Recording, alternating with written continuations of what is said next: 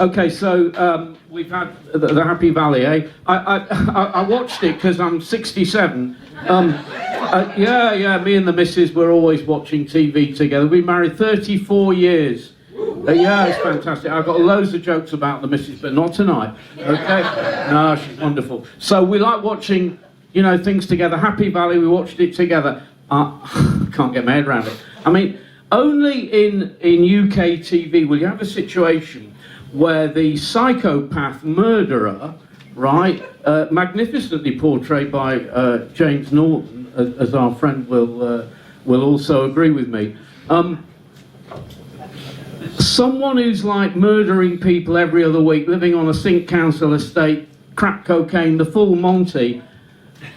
Bit posh for me. I mean, James Norton, bless him, he went to Ampleforth College, and I know all about this because I grew up north.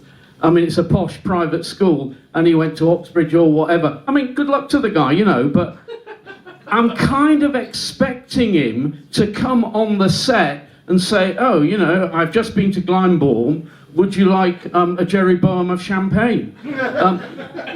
Instead, we've got him as the murderer, but whatever, it was pretty good. But I have to tell you that my wife's an absolutely wonderful woman, she really is, and well, have any of you travelled on Megabus?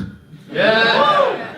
Extraordinary, yeah. I mean, I'll be honest with you, you know, some of the people here know that I've got, you know, £1.5 million house in Stoke Newington, all paid for, so, you know, can't make the joke, but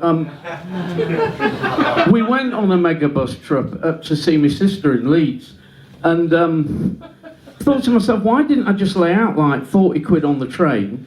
Why am I sitting in a Megabus? And then the driver comes on. Hello, my name's Gary and I'm your driver for today. I hope you have a lovely pleasant trip.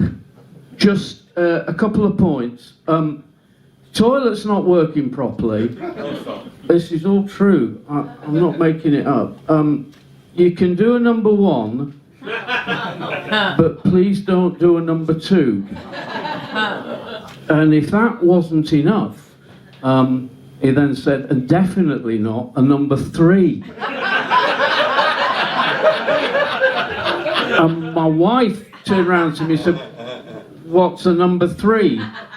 I said, I don't know, but I wouldn't mind doing a number 4. But I like, you see, my wife, she loves all these period dramas and all this, you know, whatever, and Jane Austen and all that kind of. I don't like all that. It's not realistic to me. And Jane Austen, for instance, they didn't have cameras at the time she was around. So how can they film the bloody things? It's completely ridiculous. What I like, I've got 2 programs, 3 actually. Never miss them. First one, reruns of Columbo on a Sunday. You say, oh, sit there all day. Sit there all day. It's absolutely fantastic. I love it, right? Then, America's Toughest Prisons. Oh, fantastic. You know what's absolutely fantastic, America's Toughest Prisons. First of all, you got a judge, right? The poor guy's been riding his bike without lights, 87 years, no parole. Ridiculous. Fantastic. Love it, yeah?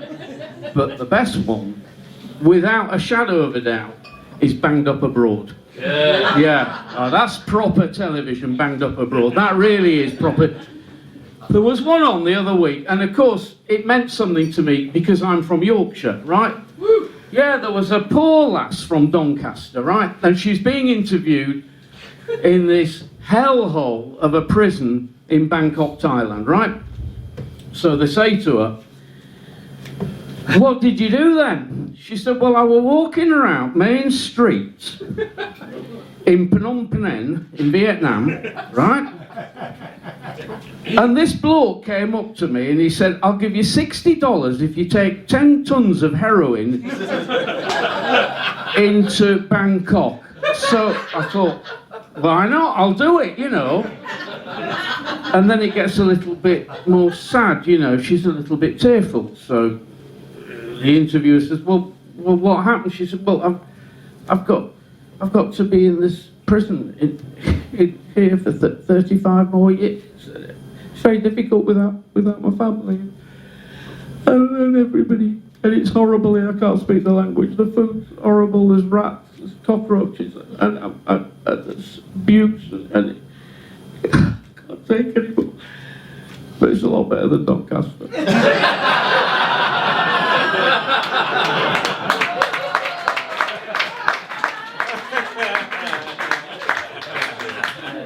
It's all true. Now, one thing, I'll be honest with you, you know, I like to be honest with people, but we live in Stoke Newington, and it's like very trendy and all the rest of it, and I don't like all the people there.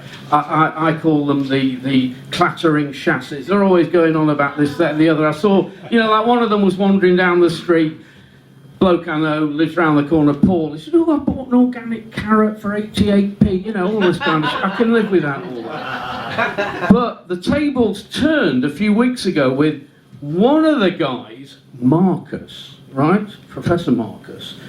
He caught me coming out of the Whole Foods shop with a rye bread. Now, I love rye bread. He caught me. I was totally embarrassed. I mean, I felt like I've been caught in a whorehouse in Istanbul. It was terrible.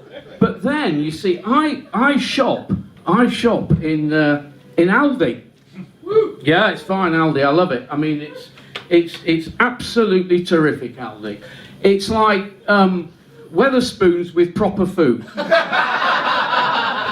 It's absolutely wonderful. I love it, Aldi. Now, the thing is, though, I've noticed, because I go to the Aldi on the Lee Bridge Road in Leighton. It's the nearest one to us. And, well, you want to see the hipsters who are there. They've started to come to shop in Aldi, the hipsters. And the reason is, you see, it's quite interesting, this. It's all to do with economics. Because during lockdown, obviously, it's very difficult to shop and people come out and all the rest of it. But now, you see, Aldi, it's struggling itself. And I realised that last week because for the first time ever in Aldi, I was made to pay when I went out. It was all free. Ladies and gentlemen, it's been an honour and a privilege to serve you tonight. God bless you all.